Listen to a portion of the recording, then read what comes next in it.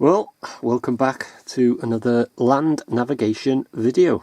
Now then, you've taken your grid bearing, you've got your compass in hand, you're following the bearing, you're at location A and you're heading for location B. So that's where you are, that's where you're going, and you're following your bearing, your compass bearing. No problem.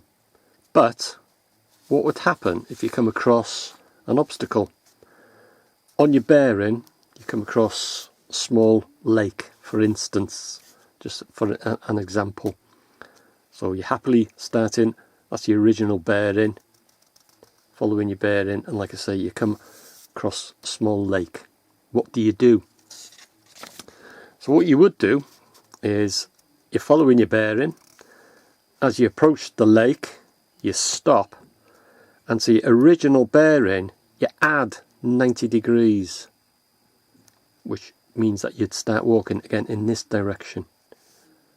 Okay, so at this point, just before the lake, you'd add 90 degrees to your original bearing, and when you start walking, you count your paces until you're clear of the obstacle.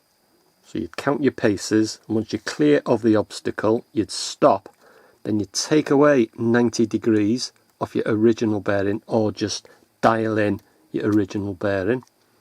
Then you start walking, following that bearing, until again you clear the obstacle.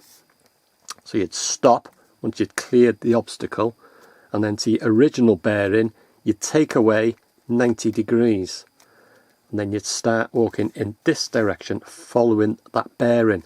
As soon as you start walking, you again count your paces. Now then, say for instance, this leg was 100 paces. This leg, you would count 100 paces.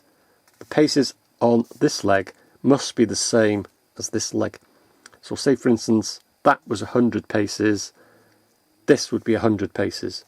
So like I say, your original bearing again, you take 90 degrees off, then you start walking, and you count 100 paces.